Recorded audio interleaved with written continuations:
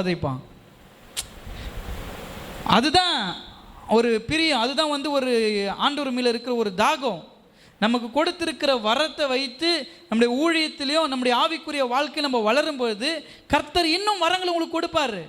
ஆனால் வாங்கின வரத்தையே அப்படியே நீ மூடி போட்டு நல்லா டப்பா போட்டு அதுக்கு ஒரு பூட்டு போட்டு, பைபிளுக்கு கூட பாருங்களேன், ஜிப்புலாம் போட்டிருப்பாங்க. இதில் பைபிளுக்கு ஜிப்பு போட்டு ஜிப்பில் ஒரு கீ செயின் போட்டு அதை அப்படி இப்படி ஆட்டிக்கின்னு, ஏன் ஜிப்பு போட்ட பைபிள் வாங்குறாங்க தெரியுமா? இதை நான் திறக்கவே மாட்டேன், பாஸ்டர் எப்போ பிரசங்கம் பண்ணுற அப்போ தான் திறப்பேன். இதில் வேறு கீ செயின் பொம்மை ஒன்று ஆடின்னு இருக்கும், இல்லை ஆர்ட் ஆடினுக்குது. இது ஸ்டைலாக, இது நான் மணி பர்ஸா, இதை கீ செயின் போட்டு நான் எத்தனை வரதுக்கு? இதை பரிசுத்த வேதாகமோ ஜிப்பு போட்டு நல்லா மூடி வச்சுட்டு ஒரு பூட்டு ஒன்று வாங்கி போட்டுருங்க, நல்லாயிருக்கும். நல்லா படிக்கணும், தியானிக்கணும். கேட்குற பிரசங்கம் உண்மையான நீங்கள் நிதானித்து பாருங்கள், கர்த்தர் உங்களோட பேசுவார். யோவான் ஸ்தானகனுக்கு கர்த்தர் அந்த வரத்தை கொடுத்திருந்தார், அதை பிரயோஜனப்படுத்தினார். அவருடைய வாழ்க்கை ரொம்ப ஷார்ட்டு. சீக்கிரமாக யோவான் ஸ்தானகனுடைய தலையை சிரசேதம் பண்ணிட்டாங்க. ஆண்டவர் இருக்கும், ஆண்டவர் ஊழியம். யோவான் ஸ்தானகன் மறிக்கிறாரு, இவர் ஞானஸ்தானம் பெற்றுக்கொண்டார், இவர் ஊழியத்தை ஸ்டார்ட் பண்ணால் அவர் செத்து போகிறார். ஆண்டவர் அந்த ராஜ்யத்தின் சுவிசேஷத்தை இன்றைக்கி உலகம் முழுவதுமாய் 12 சீஷர்கள் கொண்டு வந்திருக்கிறாங்க. 12 பேர் ஒரு நிர்வாகமாக நினச்சிங்களேன். இயேசு கிறிஸ்து ஒரு நிர்வாகத்தை நடத்துகிறார். இயேசு கிறிஸ்து ஒரு நிர்வாகம் நடத்துகிறார். ஒரு கம்பெனின்னு வச்சுங்க, அந்த கம்பெனியில் 12 பேர் வேலை செய்கிறாங்க. உதாரணத்துக்கு தான் சொல்கிறேன். ஆவிக்குரிய வாழ்க்கையில் நீங்கள் சிந்திக்காமல் ஜென்ரலாக நார்மலாக நீங்கள் யோசிங்க. ஒரு அட்மினிஸ்ட்ரேஷனாக நீங்கள் யோசிங்க. இப்போது ஒரு ஒரு ஒரு ஒரு அட்மினிஸ்ட்ரேஷனில் இயேசு தான் அதில் தலைவராக இருக்கிறார். அவர் ஒரு மனுஷனாக தான் வந்தார், சாதாரணமாக தான் அந்த உலகத்துக்கு வந்தார், மனிதனாக இருக்கிறார். 12 பேர் இருக்கிறாங்க. 12 பேருமே ஒரே சிந்தையோடு கூட பாஷை எப்படியாவது நம்ம மேலே கொண்டு போனோம், அவர் சொல்கிறத செய்யணும் நான் பண்ணாங்க. 12 பேரும் 12 வித்தியாசமான இடத்துலேருந்து வர்றாங்க. ஒரு கம்பெனிக்கு வேலைக்கு போகிறாங்கன்னா எல்லாம் ஒரே குடும்பத்தில் இருக்கிறவங்கள வேலைக்கு போயின்னுக்குறாங்க. நெமிலியிலேருந்து கொஞ்சம் பேர் போவாங்க, கொஞ்சம் பேர் கரியாக்குடிலேருந்து போவாங்க, கொஞ்சம் பேர் அந்த பக்கம் எங்கே அகபாலம் எங்கன்னு தான் போவாங்க. எங்கெங்கேருந்து எல்லாம் ஒன்றா வரது தான் கேதர் ஆகி ஒரு இடத்துல வேலைக்கு வராங்க. இயேசு தமக்கான ஒரு சீஷர்களை தேர்ந்தெடுக்கும் பொழுது ஒரே குடும்பத்தை சார்ந்த ஒரே மக்களை கர்த்தர் சூஸ் பண்ணல. வெவ்வேறு இடத்துலேருந்து வந்த வெவ்வேறு இடத்துக்கு அவர் போகும்போதெல்லாம், நீ என்னோட கூட வா, உன்னை மனுஷர்களை பிடிக்கிறதா ஆக்குவேன், நீ என் கூட வா ஊழியத்துக்குன்னாரு, சிலுவையை சுமந்து வான்னாரு. எல்லாம் அப்படி அப்படி விட்டு ஆண்டு பின்னாடி வந்துட்டாங்க 12 பேர். அவங்க 12 பேரும் ஒரே மாதிரி சிந்திக்கிறாங்களான்னு கேட்டால் இல்லை. வேலை செய்கிற இடத்துல இருக்கிற எல்லாரும் ஒரே மாதிரி சிந்திச்சு ஒரே மாதிரி வேலை செய்வாங்களான்னு கேட்டால் இல்லை. சில பேர் ரொம்ப ஹார்ட் ஒர்க்காக பண்ணுவான். எப்படின்னா, இவனாடா முதலாளிக்கு தத்து பிள்ளையான்னு கூட தெரியலையே, இவன்னா இவன் வீட்டு வேலை மாதிரி கொடுக்குற காசுக்கு வேலை செய்டா சொல்லுவாங்க. பார்த்துக்கிறீங்களா? நிறைய பேர் கொடுக்குற காசுக்கு வேலை செய், நின்னா இவ்வளோ ஊந்து செய்கிற, இப்படி பண்ணா உன்னை பர்மனெண்ட் ஆக போகிறான்னு பேசுவாங்க.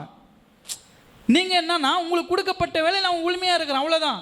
சில பேர் என்ன பண்ணுவான் தெரியுமா? வேலையே செய்ய மாட்டான், அப்படி இப்படி தூக்குனுவான், தூக்கவே மாட்டான், எடுனுவான்.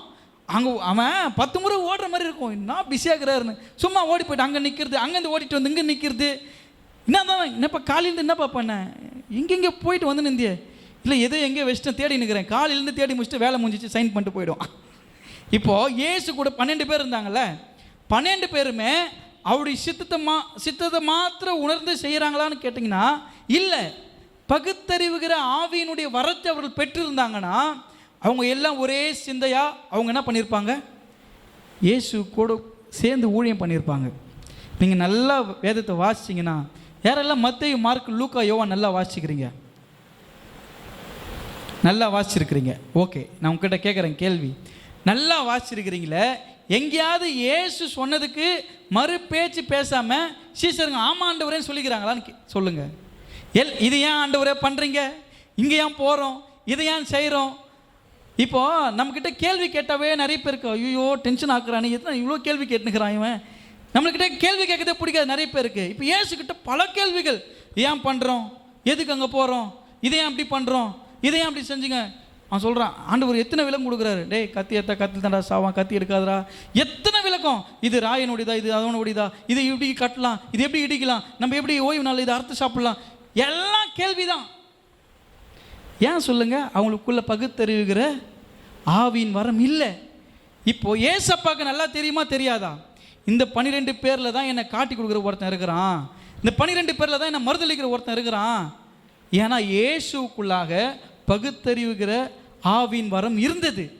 அதனால் தமக்கு முன்பதாக இருக்கிற 12 பேர் எப்படிப்பட்டவங்க தெரிஞ்சியும் அவங்கக்கிட்ட அவர் கோபமாக பேசலை, அழகாக ஹேண்டில் பண்ணுறாரு. பேதுரு நிறைய இடத்துல ஆண்டவர்கிட்ட சொல்லுவார், நான் உங்களால் போய் எப்படிலாம் பண்ணுருவேனா, அவர் பிதாவின் சித்தத்தை நிறைவேற்றத்தை பற்றி பேசிகிட்டு இருக்கிறார் பேதுருக்கிட்ட. பேதுரு, ஆண்டவரே அப்படியெல்லாம் நான் விட மாட்டேன். ஆண்டு ஒரே பின்னாடி போட சாத்தானேன்ட்டார். சீஷர் தான், அவர் கூட அந்த சீஷர் தான். எதுக்காக சொல்கிறேன் தெரியுமா, இது ஒரு நிர்வாகமாக நீங்கள் யோசிச்சிங்கன்னா 12 பேரும் ஒரே தன்மையாக எப்போ மாறினாங்க தெரியுமா, இயேசு மரித்து உயிர் தெழுந்த பிறகு தான் அவங்க உணர்வு உள்ளவர்களாய் மாறினாங்க. அப்போ தான் ஊழியம் உலகமெங்கும் ஸ்ப்ரெட் ஆனது, உலகம் முழுவதும் நற்செய்தி பரவினது. இன்றைக்கு உலகத்தின் எல்லா தேசங்களிலும் கிறிஸ்துவம் பரவி இருக்கிறது என்றால் இந்த 12 அப்போஸ்தலர்கள். ஹல்லேலூயா. இயேசு இருக்கும்பொழுது கேள்வி கேட்டே சாவடிச்சு இந்த 12 பேர் தான் இயேசு மரித்து உயிர் தெழுந்த பிறகு ஆவியின் பகுத்தறிவுகிற வரத்தை பெற்றது நிமித்தமாக அவருடைய சித்தத்தை உணர்ந்து அழகாக சொல்கிறார் பேதுரு. ஒரு இடத்துல நான் வாசித்து பார்க்க, ஒரு புத்தகத்தை வாசிக்கும் பொழுது, இயேசுவை போல சிலுவையில் அறைவதற்கு நான் தகுதி இல்லாதவன், என்னை தலைக்கீழ சிலுவையில் அடிங்கன்னு சொன்னார். யார் தெரியுமா, இயேசு எனக்கு சத்தியமாக தெரியாதுன்னு சொல்லிட்டு போனார் பாரு, அவர் தான் சொல்கிறார். என்ன ஒரு அற்புதமான ஊழியம். அப்போ பகுத்தறிவுகிற அறிவின் வரத்தை, பகுத்தறிவுகிற ஆவின் வரத்தை நீங்கள் பெற்றுக்கொண்டீங்கன்னா எதையும் நீங்கள் செய்யறதுக்கு உங்களை சாக்ரிஃபைஸ், உங்களுக்கு முன்பதாக எல்லாத்தையும் நீங்கள் தெரிஞ்சு கொள்வீங்க, கர்த்தருடைய சித்தத்தின்படி வாழ கற்றுக்கொள்வீங்க. ஹல்லேலூயா. இன்னும் நிறைய காரியங்கள் இருக்குது, உங்ககிட்ட நிறைய பேசணும்னு ஆண்டவருக்குள்ள அதிகமாக பிரயாசப்படுறேன். இந்த வார்த்தையின் தொடர்ச்சியை கர்த்தருக்கு சித்தமாக அடுத்த வாரத்தில் நம்ம தியானிப்போம். இந்த வார்த்தைகளை சிந்தித்து செயல்படுங்கள். கர்த்தர் உங்களையும் குடும்பங்களையும் ஆசீர்வதிப்பார். நம்ம யாவரும் எழுந்து